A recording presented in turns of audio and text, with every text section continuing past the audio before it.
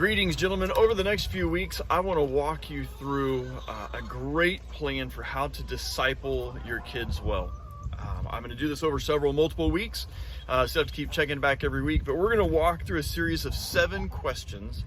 6 will be quite applicable for your kids, but these are the 7 questions we use in discipleship. If you're anything like me, you probably haven't discipled your kids well to this point. You may have done the very best you could. You may have tried really hard. You may have even had great effort and great passion for just a little bit, and then it failed and died. And so I want to walk you through kind of what I learned through the process and what I've learned since. So hopefully you can make some of that applicable to you and your family. To start with, we're going to start things really simple. I want you to do happy crappies with your kids every night this week. Now here's the happy crappies. Number 1, what is the greatest thing that happened to you today?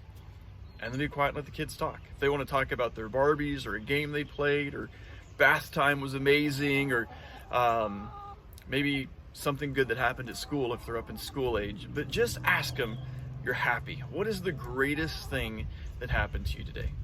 And number 2, what was your crappy?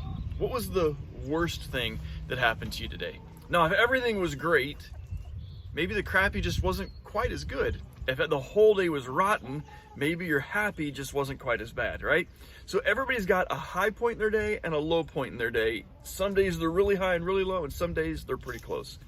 But give your kids a chance to talk and be honest with them as well. Share your happies and your crappies with them this week too.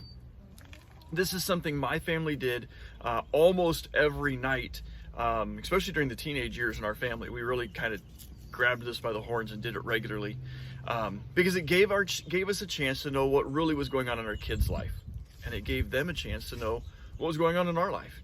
And so before bed every night, we would pray, or we would ask each other the happy crappies, and then we'd pray. And so gentlemen, if you're not comfortable praying for your kids, the only way you're going to get there is to start praying for your kids.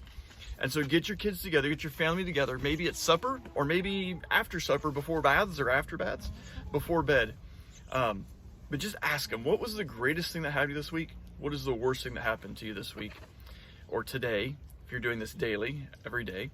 And then pray for them, right? God, thank you that they had such a great time at recess today and they got to play with their friends. And Father, I pray that tomorrow that the rough spots wouldn't be as bad.